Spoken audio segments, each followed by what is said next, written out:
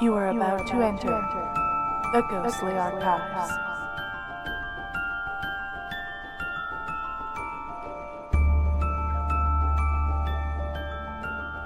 Welcome to Ghostly Archives, everybody.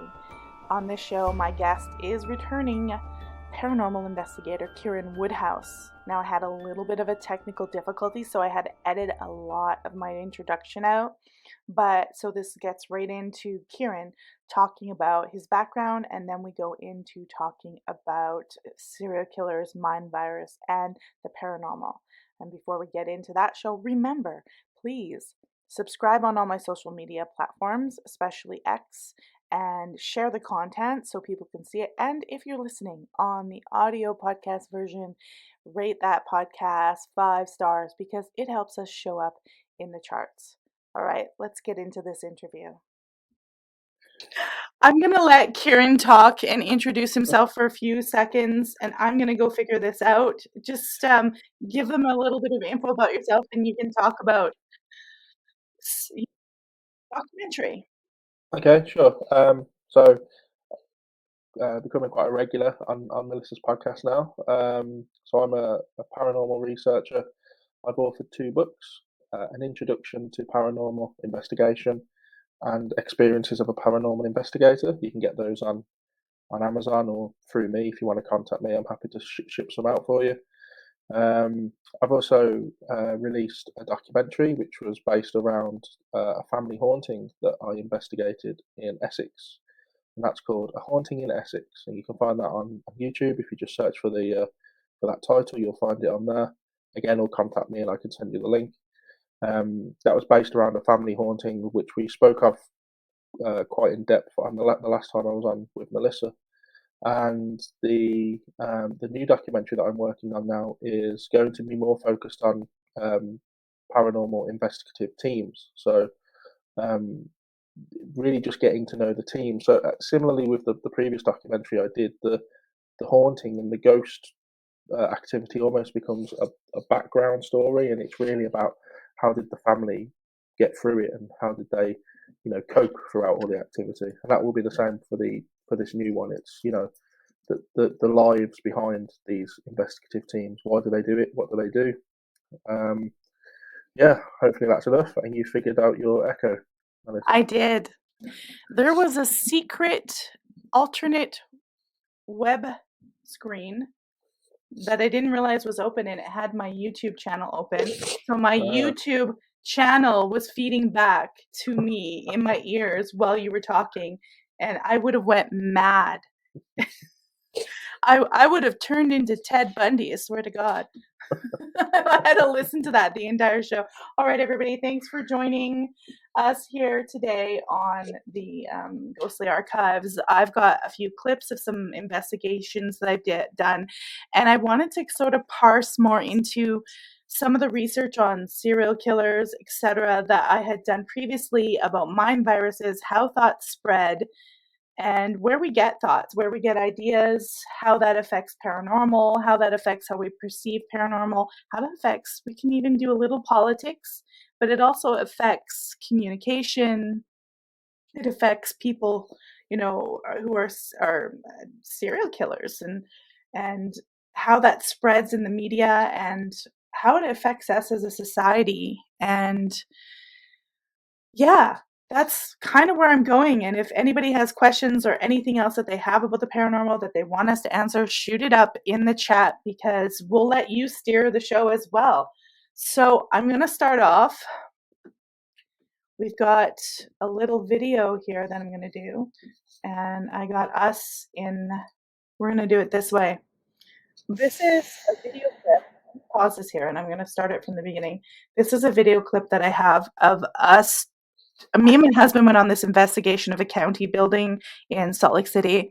I had no idea that it was linked to Ted Bundy, and we went to different sections, and moments before we went in this room, we were told this was the courtroom that Ted Bundy was in. So it's a few minutes long. Welcome to make a commentary, Kieran, while you watch it, because I know Kieran's done his share of investigations. So have a look, and I do it. I do a narrative, and then I think we have some kind of strange thing in the corner that says commentary. Anyways, there it is. So this used to be the courtroom where they tried Ted Bundy for the kidnapping of Carol DeRonch. However, of course, he murdered many other girls here in Utah, and we are on a ghost hunt. And I did not know we were going to be in this courtroom area where Ted Bundy sat and was tried.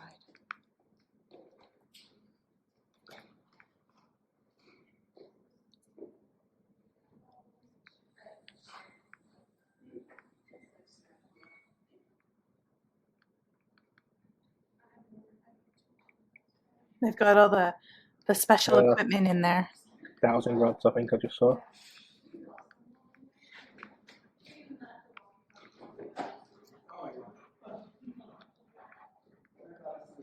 I believe it's now a meeting for city council.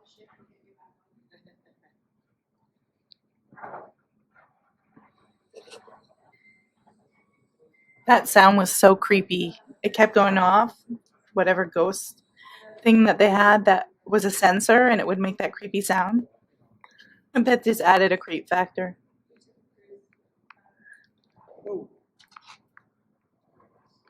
Get something.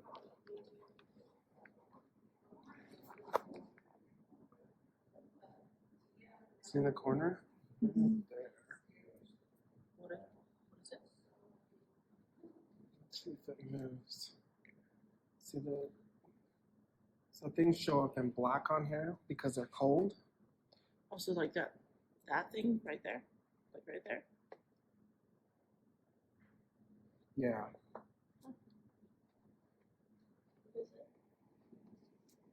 Did you find out what that was?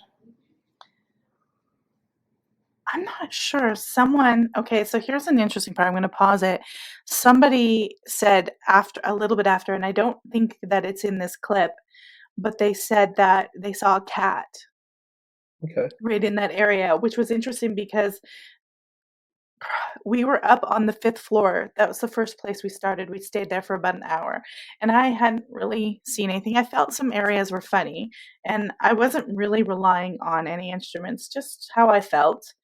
And I was walking around, and at one point by where these girls had been, they'd left, I saw a cat sitting there, and I thought, oh, it's really weird. There's a cat in this county building. And it was just like sitting like a cat would, and then it just sort of dissolved and disappeared. And I was like, I think I'm going crazy. And then I said something to my husband. He said, yeah, that's really weird around that area. I thought I saw something too.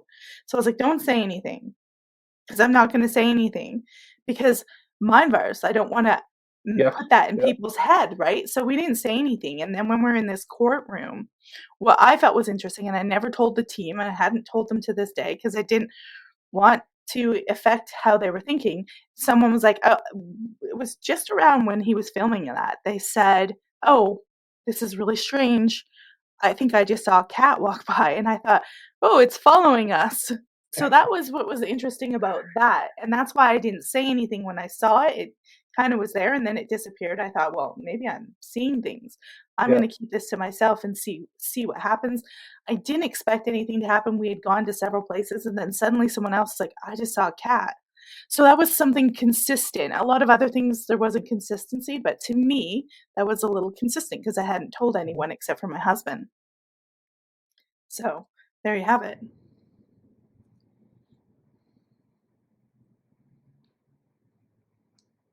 And how much is it?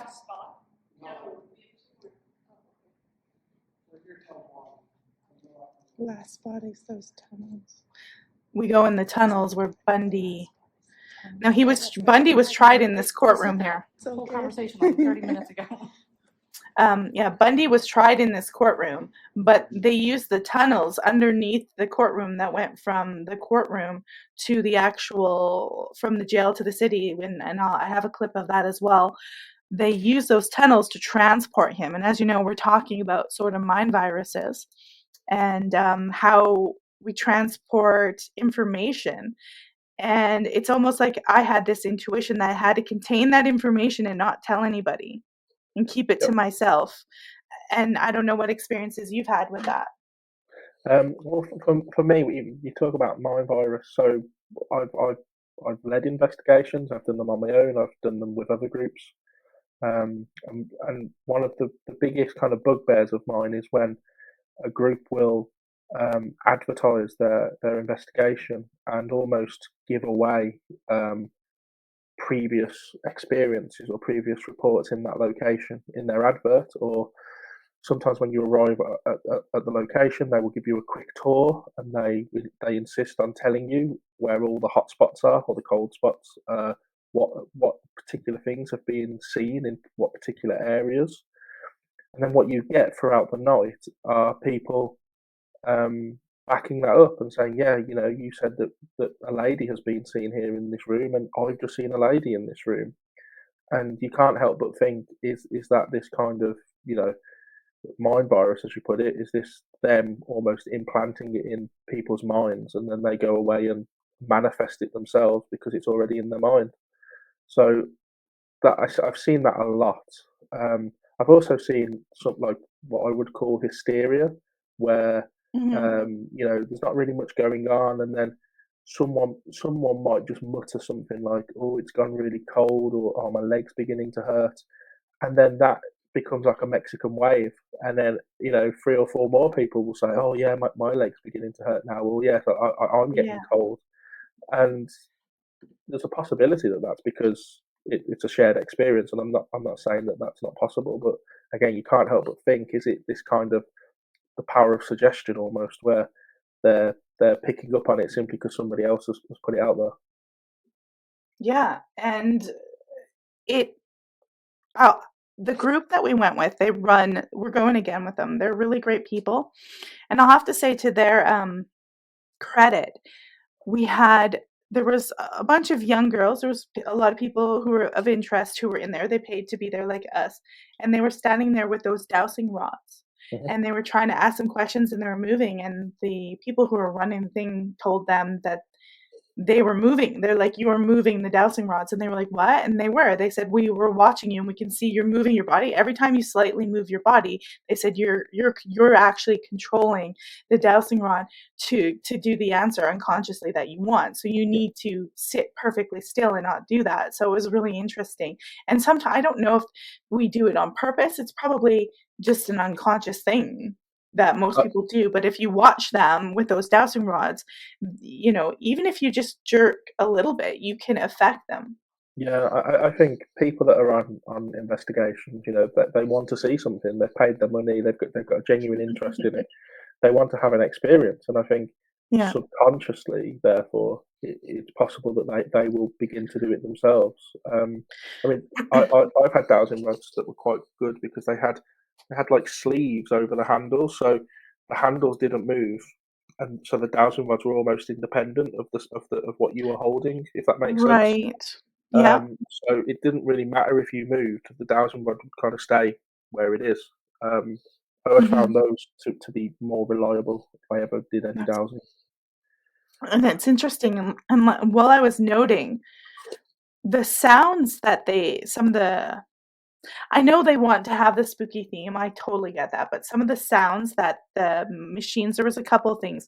There was that one machine, it was like a sensor, and every time it went off, it would make like a doo-doo spooky sound. And I was like, okay. I'm like, well, it is definitely creepy, and like horror movie creepy. So it's sort of that itself can put something in your mind, and you pull from the culture like, oh my God, it's like, an evil ghost, or you've watched a movie with that sound effect on it. So I was sort of noting that. For me, the biggest thing, because I look at everything in a historical context, was actually being and documenting a building that Ted Bundy had been in. And people are like, well, what's up with Ted Bundy? I don't know. It's some kind of weird synchronicity since I moved to Utah, where I'm always getting people sending me information or just showing up at places, and they're like, oh, it's Ted Bundy. And I started to do research and writing stuff with serial killers, and it just keeps coming again and again.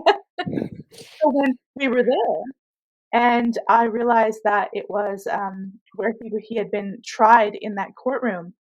If you guys go to my TikTok, I have a video of I do a little conversation. I talk about it. I show that clip, but I also show a clip of Ted Bundy going into that courtroom. Like I went into some archives, some news footage archive, and actually found him with a little bow tie on, walking up, and he was probably being indicted for kidnapping.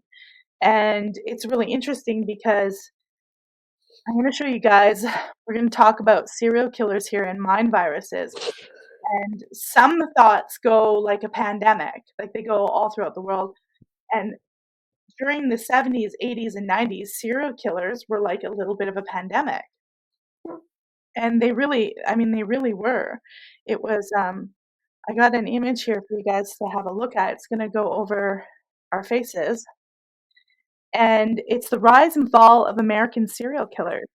And this is the number of victims, but as you can see, in the 1950s, there's maybe 20, 50 victims. And by the 1960s, it's over 200.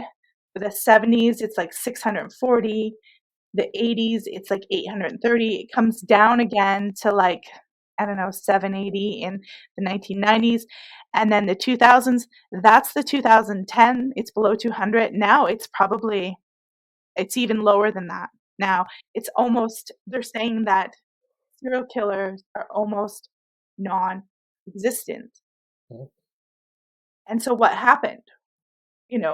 We talked about this before we came on, and I was talking about the creation of infrastructures like the interstate highway, but there was also the culture had changed about movies, and the media played it nonstop. It was like a mind virus, and everybody was terrified for kids kidnapped. Yeah. It's like, where does this come from? Where do these thoughts come from? Like, is it because we're still afraid of the big bad wolf? Like, why would they play? I know they want to inform you, but why would they play over and over and over and over and over again? Yeah, Like, I guess I'm doing it now, but it's yeah. Well, this is it, isn't to it? see. I think if you look at what's happened in recent years, if the media portray something over and over again, then it kind of hypes up the population, and in fact, this is slightly linked. But one of the I run a monthly group where I have people come and give talks on paranormal, on conspiracies or whatever, and we had a guy come and talk about the War of the Worlds, the original, where they kind of announced it over the radio. They did the show, and the people, that supposedly went into panic and started committing suicide and all of that. This is what the media put out there. That people were moving house. That they were packing up all their stuff because they believed that aliens were invading the world, and actually that wasn't true. But you can almost argue that by putting it out there, that created panic in itself. So I think, you look at the height of it in the 80s when serial killers were at their height, and it was all over the media. It was probably around that time you had slasher films kind of come into the forefront as well in Hollywood. So you had all this kind of going on, and that will influence people, will influence their psyche, 100%. Oh, I can't hear you, Melissa. Are you muted? Sorry, I was saying, take a film like Nightmare on Elm Street, where it's turned into this major franchise. When they first originally did that first movie, he was trying to make a statement about the changing in our culture, American culture anyways. He was making a statement about single parents, divorce, broken up families, and children being, vulnerable to bad things in society. And that's exactly what was happening along with the interstate. You had all these cultural changes and sexual revolution, and marriages were breaking up. You got feminists like crazy. And that movie was actually a statement, maybe not to where I'm taking it, but it was certainly a statement of the American family, the sort of, what they call it, mother, father, child sort of picket fence thing breaking up. And it's continued to erode to this day. So it's interesting that they were seeing that then, and it's even gotten worse, in my opinion. And people are trying to push back, but it's and it's like you get these mind viruses, and I don't know where they come. Is it like one individual? Like, I'm thinking, like, where does thought come from? And we never really fully know. Like, is there collective conscious, or is it true? Is there demons? Are there a choir of demons and angels whispering in our ears, and we think it's us? Like, I don't know. Well, I remember seeing this kind of thing where I can't remember who it was that said it, but it's nobody's thoughts are original was basically the idea behind it, and it was that every thought that you have, or every ideal that you hold dear to you, isn't original. Somebody else has had it in some form or another, and therefore you're just picking up on it. So a lot of people that think they're original in their thoughts, in their fashion, in things like Mhm. that, they're actually not. And I think that goes a long way to kind of back up what you're saying there. That is there this kind of cloud. I mean, I tend to call it the collective consciousness. We spoke of it on the last show, Mhm. where everything that we do, every single living being on this planet, every thought they have, every word that they say, kind of gets uploaded to the cloud. You could call it. And therefore it's accessible by anybody. We can pull from it. Mhm. And you talk about people who claim to have written songs or written books through being kind of possessed or being influenced by spirits. Mhm. Charles Dickens supposedly wrote a book after he died through I can't remember the guy's name, but this guy wrote a book and claimed Charles Dickens had written it through him. Um, Interesting. so is he actually tapping into Charles Dickens, or is he tapping into this kind of collective consciousness and accessing the thoughts of Charles Dickens almost? Comment is loss of morality and empathy started in the 1970s. We also have someone who said that the Zodiac killer was one of the first serial killers they heard of. The first serial killer, I'll be honest with you, that I ever heard of was not American. It was an English serial killer called Jack the Ripper. Jack To the be Ripper, honest, yeah, everybody knows about him. classic. Yeah, Yeah, yeah. yeah, I think in yeah. this country we have like the Yorkshire Ripper. Yep. Sutcliffe, I He think Peter died during the Sutcliffe. pandemic. Peter He died Sutcliffe, of he did. COVID. Yeah, yeah. Yeah. Peter Sutcliffe. We had Rose and Fred West, who Oh, would bury under the patio of their garden. yeah. So You had we've had a that fair Dennis share. Nielsen. He's like Dennis Nielsen. He's almost Yes, like the British Dahmer, Dharma, yeah, real yeah, yeah, creepy, yeah. And maybe we had even the creepier. who was the doctor guy? Was he English? Oh, Um, that but, Harry or Henry something. yeah, I'm just because we have a program in England called Gavin and Stacey. It's like a comedy show, and Mhm. all of the characters have serial killers as their last names. So you have like Shipman. That was it, Harold Shipman. Shipman. Yeah, yeah. Yeah, yeah, He killed countless, like a big number. yeah, yeah. We have a serial killer back in Canada where I lived. He was Robert Picton, the pig farm killer. Okay, You guys aren't okay. going to believe this. I've been finding out some news. They are considering giving this man. They charged him with 6 deaths, but they're pretty sure he probably killed up to 50 women that he was getting from the East End of Vancouver, off of East Hastings Street, and basically murdering them, grinding them up, and feeding them to the pigs. They are doing a hearing to see if he gets to have daytime trips out of the prison. Wow. Oh, Canada. But yeah, at the same time, Canada is going to say that if you do hate speech, you could spend up to life in prison now. Or if anyone even thinks you might be doing hate speech or have the possibility to write it, you could do house arrest. They're trying to pass a bill. Like, this is how crazy we're in backup. And anyways, I haven't done total research on this. I've looked at some things, but this Picton guy, there's a lot of linkage, allegedly, about him and his land. They made lots of money off that farm, to Trudeau. He lived in the area at the time. So people are trying to connect to the Trudeau family to that land and say Okay. he's politically connected because his mother, I guess, was working high up in the Privy Council or something like that. So Wow. Always who linked back to knows? these kind of people, doesn't it? I told everybody Trudeau was a psychopath, and they laughed at me in 2015 when he got voted in. And well, here we are, almost 9 years later. We got Laura Antone. Welcome, Laura. She's here. She's been a guest on the show. She's here. Let's watch this footage that I have. I've got footage of.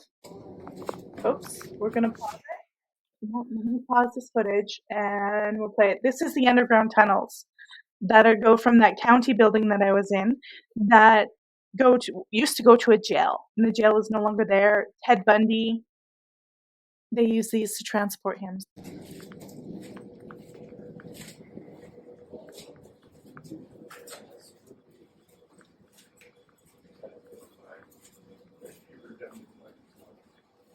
Yeah.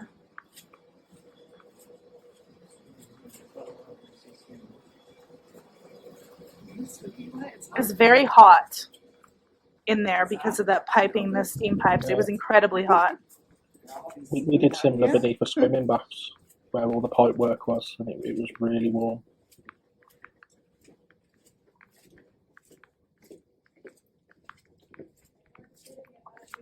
It's a few minutes long. I might fast forward it in a bit because it's about 3 minutes long, but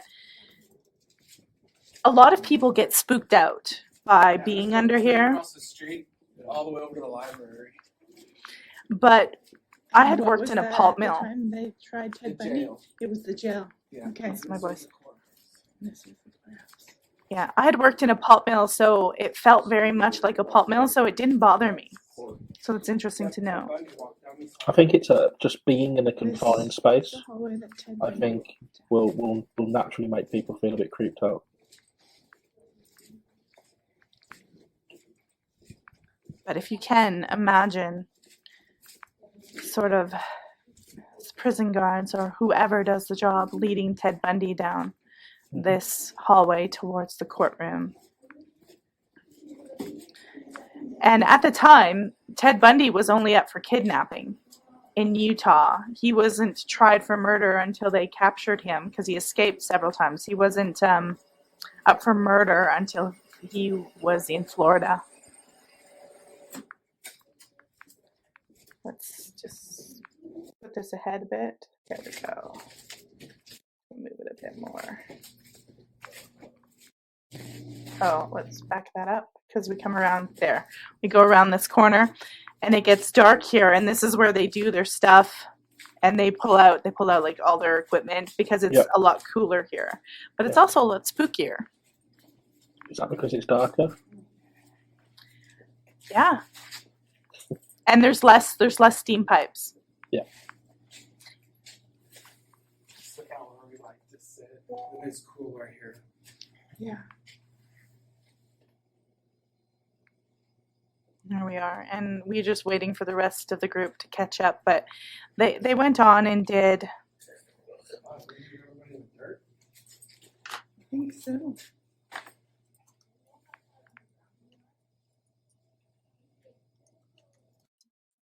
And there we go. So that was the someone saying Bundy's teeth print was found on a 13-year-old girl. I think actually his mouth, his teeth print were found on the one of the girls he had murdered in the Chi Mega sorority house in Florida. He had murdered 2 girls, and 2 other girls almost died. The teeth print was found on one of those girls, and then his last victim was the 13-year-old girl, Kimberly, which they don't really detail her death because it was horrific, and I think he might have slashed her throat. And yeah, I don't want to go into it. It's really graphic. It was brutal, but that was his last victim, Kimberly Leach, and when they arrested him, he was offered a plea deal by the courts, and he was so arrogant and psychopathic, he turned it down thinking he could get off, and he got the death sentence. Really? So, yeah. And so that hallway is when we turned left and went down that dark hallway, that was just because it was a cooler area. If you kept going straight, you would have gone to an exit that went right up into the outside streets. And that's how they would have transported him. And then so I'm going to say my biggest thing again about the machines that we're using, and the testing was consistency of a message. I've watched other people's video footage in there, and everybody's getting completely different people Yeah. on these machines talking that's supposed to be there. Like there's literally like, 10 different people Yeah. with different names and different stories. So I think that's my problem with using those machines. Everyone's getting some different message, and I'm like, okay, well, which one is it? It's I mean, there's have you ever used a spirit box? They used one with the phone. They used an app with the phone there. I Okay. didn't use it. Yeah. So a spirit box is where it essentially keeps scanning radio frequency, so it just sounds like white noise. I mean, I've had some good stuff with it, but the one thing I've noticed with it is it's very open to suggestion. So we've had a large number of people sat around a spirit box, and people asking questions, how many spirits are here with us, and you'll hear something, and then one person will say it sounded like 6, and someone else will say, well, I heard 3, and then someone else will say, well, I heard 8. So you can Mhm, kind of get these, hearing almost what they want to hear, really, and so mhm. it's similar to what you're saying there. Everybody's kind of coming away with their own story, really. Well, and for me, it was like you could clearly hear what it said on the boxes, but everybody's like there was different groups, right? There was like groups would be at different areas at different times, and different groups got different people and different names. And I know there's a lot of people in the county building over the years, but they're not all haunting the county building. And I mean, it's just an underground tunnel where you'd be transporting people. It's not like anyone stayed there for an inordinate amount of time. So I thought, if there was a guard or there was somebody that hung around, it should be, I should get, if this is real, if it's accurate, I should get his name on the ghost box. And then somebody else 3 days later who comes and does an investigation should get the name too.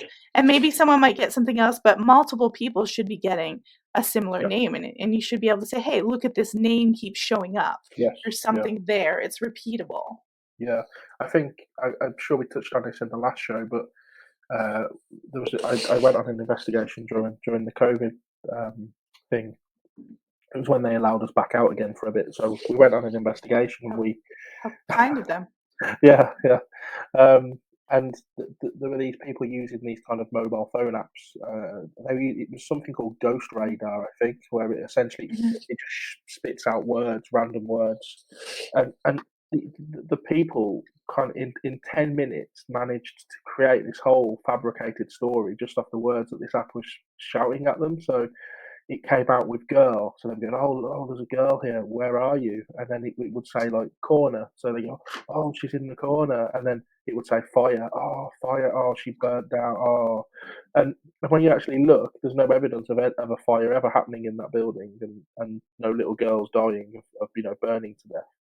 But because the app was spitting this out at them, they left like 10 minutes later thinking, right, that's exactly what happened, and they believed it. And I was just thinking, you can't just have this kind of free to use mobile app and think that that's genuinely finding paranormal activity.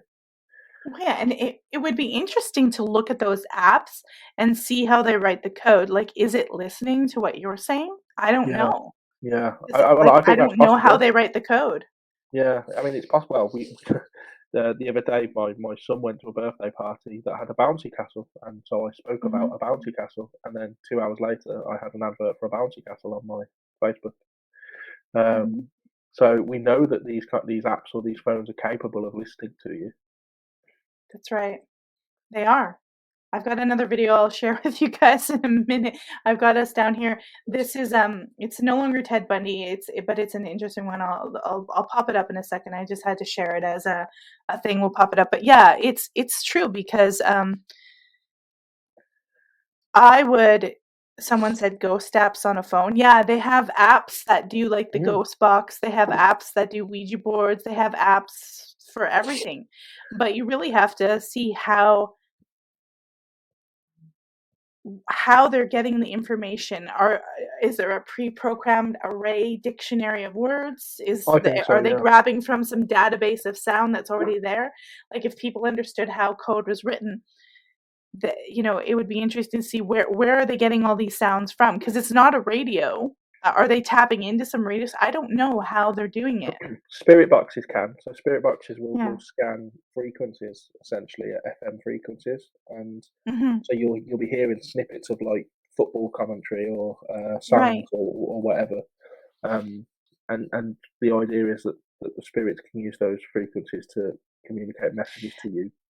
So that makes me wonder how things are going to go. Like, I know I've talked about how when we are doing communication, when we're spreading information, I do believe people get possessed, and I think thoughts are what they were calling kind of Satan whispering in your ear, and I think people can get possessed with thoughts. So if I'm sitting here and I have a thought and I don't have a phone, I don't have, a pen and pencil, I'm not allowed to mail anything. I'm just pretty much, um I think Kieran might have froze up a bit. I'm No, just pretty I'm much, here, but my camera's just stopped working. no worries, no worries. I'm pretty much, isolated. It's hard for me to spread that thought, and I could be having really negative thoughts, or I could be having really positive thoughts. But now if someone builds structures in which I can get that out, write a letter, a printing press, make a book, the internet now, TV, radio, and now I'm spreading that thought to other people, and it's going to depend where that thought came from and what's Yeah, whispering it in my mind. And I mean, I do believe that people get possessed, and maybe we see it differently, and people who wrote the Bible seen it as an actual entity, or the angels that got, sent to hell with Lucifer because they were turning against God, and they see those as these, that's their explanation for all these kind of negative, depressive voices that infiltrate our mind. And so it's like, I'm always like, and I've read stuff politically, how something like communism can become this idea that spreads everywhere, and is now we're facing it in America, and it literally tears societies apart and does an authoritarian rule. And I'm always like, well, what's the antidote? And now we have algorithms and yeah, AI, and it's getting kind of bizarre how we're spreading thoughts. And I don't think a lot of thought thinking is very good today. no, And no, that's and right. I unfortunately I think our own, just like they spread maybe unknowingly serial killers on media, I think they're spreading something even more dubious. And I think the energy shifts somewhere else. And I mean, it's not just us who's spreading them, it's actual agencies, people who are supposed to take care of us, our Yeah, country. They're but spreading them. I think we almost, if we're assuming that they have an agenda by spreading this information, then I think we almost do the job for them. They plant the seed, and then we kind of grow it to fruition. Because Hmm. to kind of go back to what we touched on earlier, that we had a toilet paper shortage in this country during COVID, and it was because the media told you that there was a toilet paper shortage. So then everybody kind of panicked and went out and created the toilet paper shortage that they told you about. So we're almost to blame, really, for feeding into the energy. Did you And go crazy? Did you go crazy and hoard the toilet paper? I didn't know. No, neither did No, I. I no, I just stuck to my usual amount of toilet paper. I just And I worked at Costco at the time, watching right. all these people do it. It was insane. I was like, why Why? toilet Yeah. paper? But it wasn't just toilet paper. Then people started hoarding Lysol wipes. Then they started hoarding All bread, right. and then they cleared Costco out of meat. We were empty. We're gone. People Wow. went crazy. We didn't quite go that far. For here in this country, it was just toilet paper, as far as I'm aware. Oh, But I people mean, went crazy in my town. I just think that we're as much to blame, and even when you think about, we touched on this on the show we did on Twitter, or X or whatever it's called now, where we're when you're kind of looking at, let's say, a conspiracy theory, whatever side of the fence you're on, you're still giving it energy, and by giving it that energy, you're almost allowing it to continue to thrive, continue to live in some kind of form. So you Hmm. almost need to just step away from it, shut your mind down from it. Well, if I look at it like a demon or a bad entity, that has an agenda. The agenda isn't about toilet paper. The agenda isn't about any of this other stuff. The agenda is about they have a plan. And the toilet paper and the meat and the scarcity and all that stuff is almost like a diversion to make you be so confused by what's going on and there's chaos and get everybody upset that you actually can't figure out what's really going on. And same with all these wars. It's like, well, they're laundering money. They are going into other countries for resources. That's really what they're doing. But they create all this good versus bad and us versus them and all this, crazy, like there's evil people all over the place. And they want to create diversions like, I don't know, they're letting people swarm the country, the borders. They're doing the same tricks, psyops they've always done. So I think it's a diversion tactic to get you so confused you can't see what they're up to, whoever it is. I think it's to get you confused and to get you focusing on the wrong enemy, for want of a better word. If you're too busy arguing with that person who's a different skin colour, or with that person who worships a different god, or with that person who votes for the other political party, if you're too busy arguing with those guys, then you're too busy to see, the people that you should be fighting against, really. So it's a pure division and distraction, control. Is it best if I leave and then come back in for the camera, or? No, don't worry about it. It's not a big deal. Fine. It's not a big deal. Are you saying I'm not a big deal? No. If you want to leave and you want to be looked at, it's up to you. It's up to you, 100%. But and that's the other thing. So now everything, what's going to be interesting is why I think people should spend less time on the internet and go. I think it's a good idea to go do sort of paranormal investigations and be out with real people, because I don't know if you know this. So the algorithms are getting strange and AI is getting strange. And just the other day, it was Meta's AI. They asked Meta, which is Facebook, their AI to list all the presidents, and they list all the presidents, and they got up to president number 45, and they said 45 was Joe Biden, and they didn't even list Donald Trump. Really? And I know right away, I said they're going to erase Donald Trump from history. That's exactly what they're going to do. They're rewriting history, really. They're going to rewrite history, and that's why we should be looking. That's why I go out and record history and collect old books myself, because I know, I'm like, look, they rewrite history. They've rewritten it with Napoleon. They've rewritten it with every figure that's ever been. They rewrite it, and they'll be in 100 years from now, they're going to be like, there was no Donald Trump. There was only Joe Biden. Well, have you ever looked into the world fairs and the whole conspiracy around that? Like Tataria kind of thing? I had a guest on about that. Yeah. So again, that's a kind of falsification of history, isn't it? It's 3 or 4 generations after that, and nobody can remember it, really. Yeah, and it's why I'm like, look, if we're all hooked into the internet and all are finding everything, and they've got us there so that we depend on it. They made it look subtle and nice, and we're all hooked onto this, and everything's there and nothing's in the real world, and we get rid of everything that we've ever had, our culture, our statues, or we're not going to know what history was. And this is a very clever form of erasing history, which is why I'm like, okay, people, you've got to get out there with your phones, you've got to get out there and contribute, but ultimately all the platforms they control, and they control what's getting seen. So that's why I'm on X, because so far I'm allowed to put almost anything on there. Yeah. And hopefully Elon Musk's, so far what I've seen of Elon Musk is he actually sees through a lot of the stuff, but you never know. Some people say he's, what they call it? He's sort of in on it too. Yeah. I don't know. But it's questions like, what do we know? And even when we're doing paranormal investigations or we're writing about ghosts, like, people will say there's only so far we can go back and say, oh, was that person really murdered? Was someone really murdered here? There's chances are, if you go back 500-600 years, a peasant could be murdered and no one will ever know about it. Yeah. You know what I mean?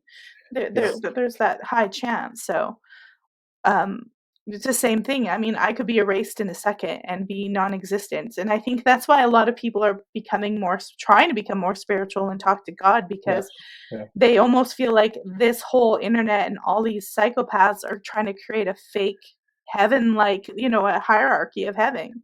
Well, I think the very word history has always interested me. If you break it down, it's his story. Whose story. So it can clearly be rewritten and remolded to fit some, certain person's agenda. Mm-hmm. And what's really sad, go look back into Egyptian times. Look back to how the pharaohs operate things. And if you go and look in history, you'll see there was a pharaoh, Akhenaten. Yep. And he wanted to worship one god, the Aten, the sun god, which is very similar to what we kind of do. And he changed everything when he became king, and they were furious about that. And after he died, they tried to erase every existence of him. And I think that's what they're going to try to do with Donald Trump. Really? Yeah. Why Why not? I think it will be done with various aspects of what's going on now. They're going to try to erase Donald Trump and the American story, how America became free. Yeah. So people stay under their thumbs, just like they used to. Yeah. So I think that's the depth of what's, and this went totally political. And I don't care. I don't care who you vote for, but you need to understand what the ruling elites are doing. It doesn't matter what party you're voting for. They're going to erase everything, so you don't see the real history of America. You're going to see some twisted, crazy thing, and they're just like, there was 45 was Biden. But I mean, it always reminds me of when the Nazi Party were burning the books. Mm-hmm, exactly. To try and erase a version of history there. So I always kind of call that we have in this country. They just brought through an online harms bill, which means that any kind of form of bullying or online, or if we were talking like this now, this under this bill, we could be punished for it. It's just another form of control, really. And again, like you say, it doesn't matter who you vote for. I mean, in this country, we had it during the COVID pandemic. A lady called Suella Braverman, who was an MP, who basically tried to put a ban on protesting. Said we can't go out onto the streets and protest. Yeah. Imagine that. Imagine like banning people from going out and voicing their concerns. It's crazy. Well, if nobody listens to, that's the problem. There's still like a good chunk of, I hate to say it, white liberal women who listen to this shit. If nobody's listening to the rules, it's very hard to enforce them. Yeah. That's all I can say, people. Yeah. And they're going to try to take our guns here. We know they are, because they're psychopaths. But if nobody listens to them, and they're hiring like 87,000 IRS agents, all sorts of crazy stuff. If nobody listens to them, then it's going to be really difficult for them to do what they have to do, unless they nuke us. They may do that yet. They may have their bunkers. Yeah, they'll be like, it was the Russians, Russia. All right, so I've got one more video here, and it was one I just uploaded. I've got it on TikTok here, and it's of the Fielding Guardhouse at Antelope Island State Park. We were there a couple months ago. It wasn't an official investigation. It's more of a history tour, but it's supposed to be haunted by people who used to work there. There's like people who work there have smelled like rose perfume that's not normally there. And there's a lot of reports of, I don't know if it's children that are in there or a farmhand or something like that. But just to close down the show, this was a really impromptu show, guys. I apologize, but we'll watch this little video here. And I'll unmute it so you can hear it. Oops, that's not the one. Let's do this again. Hi, this is Melissa Dawn from Ghostly Archives, and I'm about to take you on a little tour of Fielding Gar Ranch, which is located at Antelope State Park here in Utah. This ranch is about 174 years old, and it is reportedly haunted. This is like a blacksmith shop sort of area that we're in. And we felt some very strange energies in this one area. It felt a little heavier, especially when you first walked in. But it's really quite a fascinating building. This ranch was also operated by the LDS Church for a time, and I believe it was occupied right up until the mid-1980s. We've got a bedroom here, the little tricycle that's in the main ranch house, which a lot of the items are refurbished. They're not original, so I doubt the tricycle's original. Then we come into this area here. It's a dining room area. They also have a kitchen area that I'm going to show you in a little bit that was considered quite haunted, and Ghost Adventures was here. And here's the kitchen area. And right by this area here, the Ghost Adventures had filmed this area and said it was very haunted. We actually found a different building, which I lost my recording to. It was like a room, probably for like farm hands or ranch hands. We found that quite heavy and haunted and a little bit creepy. I'm also going to show you guys a little bit of a path outside that's reported to have scratches, bite marks, things that are strange in the woods. That'll be next. But yeah, there's a lot of strange smells and perfumes and different paranormal activities, even reported by some of the people who work here. So go check out part 2, which is of the path outside that I previously talked about, where people report an ominous presence. There we go. Very good. Did I do? So yeah, Did you actually that do was an on. investigation there? No, I didn't do an investigation. I just went through there very quickly. There was a lot of people there, so it was hard to get any sense. Yeah. But as I was saying, they were saying that kitchen area, and I didn't get that sense. We were there in winter, and I have a pathway video that I've got to re-upload onto TikTok. But there was a sort of wooded area out back that was a little creepy, but there was one room, and I think it was like almost like a ranch hands lived there. There was like 5 or 6 beds, or maybe 4 beds, old rickety beds. And when I went in there, I felt like, okay, I would sit in this room and investigate this room. There was just something different about the energy, and it felt like something was there that was not in the main house. And there was one area when we first went into that sort of little, I don't know, I'll call it a shop area, where it felt a little heavy and odd. And other than that, no real experiences, but it's at a state park here in Utah, totally free to go check out. You do have to pay for parking in the state park, so there's that. But yeah, you can go check it out and walk all over the ranch. It's it's pretty old for America, 174 years old. That's pretty old for America, especially for Utah out in the West. Right. Okay. You don't get a 1,000-year-old pub. No, I'd say my house is 350 years old. So. Hey, is it haunted? Do you have any weird things happen? The best story I've got about this house was when we moved in. We'd been here for a couple of weeks, and my son, who was about 2.5 at the time, sat in the living room pointing at the fireplace, shouting, "Girl, girl, girl." And I didn't think anything of it.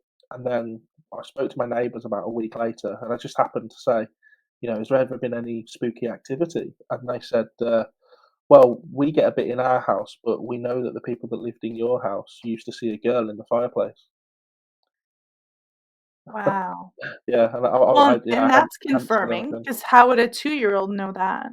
Exactly, precisely. But to be fair, I mean, we do hear noises and the odd thing here and there. The telly has turned itself on by itself in the past, but I don't feel kind of scared here. Whatever it is. I mean, probably the weirdest thing I've had was only about 3 months ago. So my son was very ill. He was up in the night coughing, and my wife had got out of bed to go to him, and she kind of threw the duvet off herself, so it hit me on the head. She walked past me out of the room and into my son's room, and then about 5 minutes later, she came back in, got back in the bed, put the duvet over her, and then straight away threw it back over me, got back out the bed, and left the room again. So I'm kind of sat up saying, "What are you doing? You're keeping me awake." And she hadn't come in my room; she was still in my son's bed.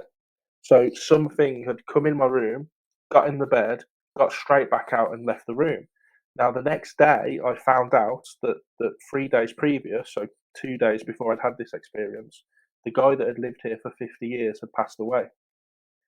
Oh, So I whether I'm just kind of making it up in my mind, but I like to kind of imagine that he came back, got in the bed, realised, oh, this isn't my bed anymore. Got oh my God! There's a man in here. yeah, Ah! got out and left. But I just find it weird that that was the only real big piece of activity that we'd had, and it was kind of 3 days after or 2 days after he died. That's interesting. When I was visiting England, I stayed in a friend's house she lived in a suburb area of England. And the minute I walked in, it's probably a few hundred years old. I don't know how old it is, but you could tell it was older. And the minute I walked into her house, I was like, oh, dude, I think this place is haunted. She didn't Yeah, say anything, but I kept feeling like somebody was watching me these tiny little stairs. It was so small compared to the house that I live in. And I felt like I was a hobbit almost, like I had to like crouch down in a lot of places because it was lower. And I thought, yeah, this place is totally haunted. I know it.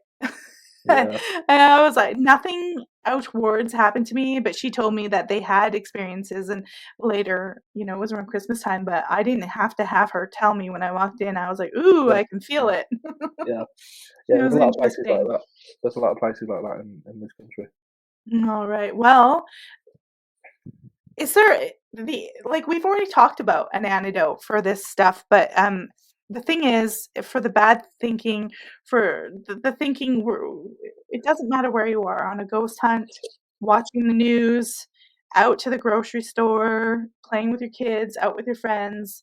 There's got to be a way that you can center yourself no matter where you are, because it's not as easy as just go off the internet or go. We're not in a bubble. You can't be alone, and you have to be able to have a way to quiet down all the crazy thoughts and I feel like it's like when you see other people acting weird, you'll start feeling it, and almost like you have to do the same thing. There's like some compulsion there, and it's almost like we have to learn to separate ourselves from that.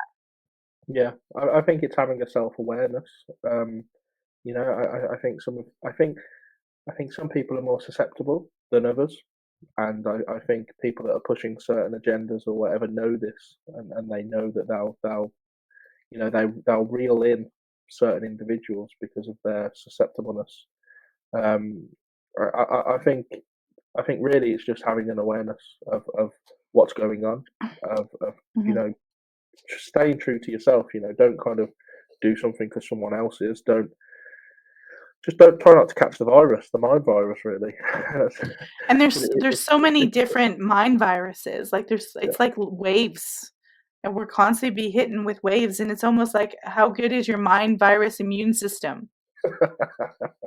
Yeah, you're right, because you can avoid the mainstream media, you can avoid the news, you can avoid all of that, but then you could just be watching a simple program on Netflix that is pushing a certain agenda, and then and you can't, and even then you think, oh come on, like I can't even just watch a TV show without having it forced on Yeah. me. So, but again, I think that's the difference. It's knowing what to look out for. If you spot it, then and you know what you're looking for, then there's less chance that it's going to affect you. Do you think that, like, when we're absorbing stuff, there's a lot of propaganda around, there's a lot of stuff that's interfering with our thoughts, and I always had this idea that we're actually here. Bear with me, people, this is going to sound crazy, but we're actually absorbing information and we're almost sending it back. You call it God, collective conscious, you call it what you want. We're reporting. And if they can control how we think and feel and see, we're kind of not really reporting like what's really going on. We're reporting the illusion that they're creating. We're not really kind of That's it. filtering the Yeah, truth. yeah. And then they can't, the universe or whatever it is can't right the wrong. I don't know if that sounds nuts to you. No, it makes perfect sense. It's something similar to what we've already said, isn't it? Where Mhm. we almost they plant the seed and we grow the plant for them. So Yeah.